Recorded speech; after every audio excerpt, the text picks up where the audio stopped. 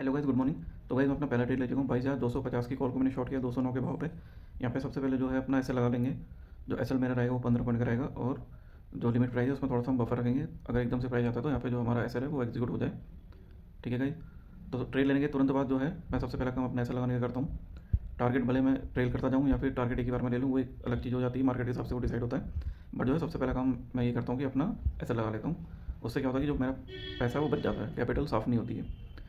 ठीक है। तो गाइज़ कल रात को आपने देखा होगा कि एक बड़ी न्यूज़ आई थी, कल शाम को ही आ गई थी, है कि जो अभी निफ्टी के लॉट हैं, निफ्टी और बाकी भी है मिड कैप है, जैसे इनके लॉट साइज अभी कम हो गए हैं। तो निफ्टी का जैसे अभी हम यहाँ पे 50, एक लॉट में 50 शेयर या 50 क्वांटिटी हमें मिलती है। तो अब क्या होने वाला है कि 26 अप्रैल के बाद वो आधी हो जाएगी, 25 हो जाएगी। तो क्या इसका जो ट्रेडर है उस पर क्या इफेक्ट पड़ेगा, ये सबके माइंडसेट से अलग अलग काम करेगा। अभी जैसे मैं हूँ, मेरे को मैं सेलिंग करके चलता हूँ एक लॉट में। तो मैं एक लॉट का या तो मैं एस एल, जैसे मेरा एस एल तो फिक्स है, तो जो टारगेट है वो कभी मैं 30 पॉइंट का लेता हूँ, कभी 50 पॉइंट का लेता हूँ। और कभी कभी ऐसा होता है कि मेरा टी एस एल हिट होने के बाद वो 100-150 पॉइंट का मूव भी दे देता है। मैक्सिमम टाइम तो ऐसा नहीं होता, बट महीने में जैसे पिछले महीने 5-6 बार ऐसा हो चुका है कि लगभग उसने 100 पॉइंट का मूव दिया है। तो इसमें जब हमारे पास लॉट ज़्यादा बढ़ जाता है तो ऐसे में जो है ये अपॉर्चुनिटी जो है वो मिस नहीं होती है। तो इस केस में क्या होगा, मेरे को तो बेनिफिट मिलने वाला है, क्योंकि दो लॉट होंगे।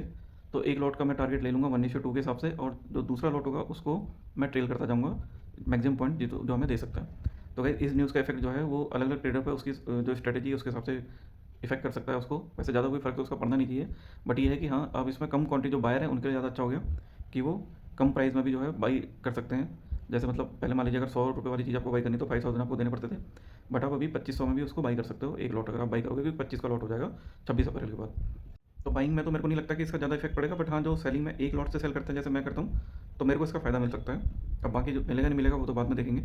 बट अभी आप देख सकते हैं कि मैं यहाँ पे 2-3 ट्रेड और ले चुका हूँ, लगभग 2 ट्रेड मेरे जो कॉस्ट प्राइस जोड़ चुके हैं। और यहाँ पे मैं भी एक और कॉल अपने जो है कॉल शॉर्ट मैंने यहाँ पे कर दी है 22,300 की सेम कॉल को मैंने शॉर्ट किया हुआ है। इसमें रिजेक्टेड ऑर्डर ज़्यादा है, क्योंकि जो टारगेट है वो मेरा लग नहीं पा रहा था कि मार्जिन शॉर्ट हो जा रहा था। तो देख सकते हैं यहाँ पे 22,300 की कॉल मैंने दोबारा शॉर्ट कर दी। लगभग हम कॉस्ट टू कॉस्ट ही पे चल रहे हैं। हो सकता है ये देखिएगा यहाँ पे जो है मेरा एस एल हिट हो गया था, उसके बाद मैंने अभी 22,350 की दूसरी कॉल शॉर्ट करी है। तो इसमें एस एल लगा लेते हैं। तो इस छोटे छोटे लॉस लेने से ज़्यादा नुकसान नहीं होता है। अगर मैं इसमें 50 पॉइंट का एक ही बार में अगर लॉस ले लूँ तो 50 पॉइंट रिकवर कर पाना थोड़ा मुश्किल हो जाता है, क्योंकि कभी कभी क्या होती है मार्केट 30-40 पॉइंट का ही रेंज में घूमती रहती है, तो 50 पॉइंट आप मिल भी नहीं पाते, कभी कभी ऐसा होता है। तो उससे क्या है कि अगर मैं छोटे छोटे लॉस लेता हूँ जैसे 15-15 पॉइंट के, तो मैक्सिमम टाइम तो मेरा एस जो है वो हिट नहीं होता है। और एस हिट हो गया उसके बाद जो है, अगर एस हिट हो गया दूसरे ट्रेड में मैंने ले लिया, तो वो 1:2 अगर दे भी देगा तो मेरा एस भी रिकवर हो जाता है, प्लस मैं पॉजिटिव में भी आ जाता हूँ। तो जो छोटे छोटे लॉस लेने का फ़ायदा है वो यही है। इसलिए कभी भी आप ट्रेडिंग अगर कर रहे हो और बिगनर हो तो आप बड़े एसएल की तरफ मत जाइए। कभी कभी हमारी मेंटेलिटी होती है कि यार मैं 20 पॉइंट का एसएल लेता हूँ, इसको 30 कर देता हूँ, तो एसएल हिट नहीं होगा। या कभी कभी ऐसा होता है कि आपके एसएल प्राइस के पास जब प्राइस आता है तो आप क्या होता है उसको ट्रेल करके थोड़ा पीछे कर देते हो। उसमें क्या होगा कि अगर आपके एक ही बार में 50 पॉइंट चले गए तो फिर एक तो आपकी साइकोलॉजी खराब हो जाएगी कि यार बड़ा लॉस दिखेगा आपको। दूसरा क्या है कि वो 50 पॉइंट आप रिकवर करने, अगर वो आपको 100 पॉइंट भी देने वाला हो तो आप 50 में ही मैक्सिमम टाइम निकल जाओगे कि आप जीरो पे निकल जाओगे। ठीक है। तो दोनों परिस्थितियों में आपको नुकसान ही होगा। इसलिए इससे बेटर ये है कि आप छोटे छोटे एसेट लेके चलिए।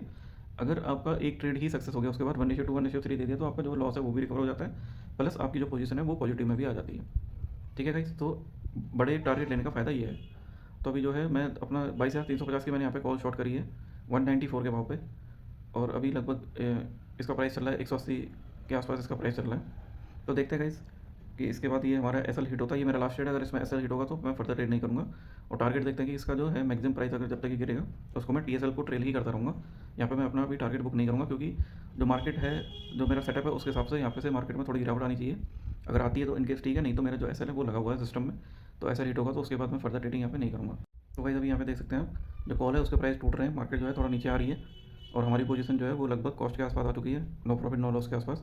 और जो मेरा एस है उसको मैंने ट्रेल करके 194 के आसपास रख लिया है। अब इसको मैं ट्रेल करता जाऊँगा। तो गाइस यहाँ पे जो मेरा ट्रेलिंग एस है 180 के पास मैंने उसको रखा हुआ था, तो वो भी हिट हो चुका है, देख सकते हैं आप। और ये टोटल मेरे आज ट्रेड है वो मैंने 14 ट्रेड हुए हैं। यहाँ पे कुछ रिजेक्टेड ऑर्डर है उनको हटा।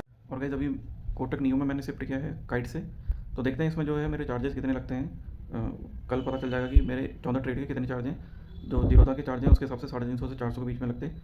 और इसके अभी कल पता चलेगा कि मेरे चार्ज कितने लगे, तो मैं आपको कल वीडियो के एंड में ज़रूर बता दूंगा। तो गाइस आज आपका दिन कैसा रहा प्लीज़ कमेंट सेक्शन में बताइए। Thank you guys.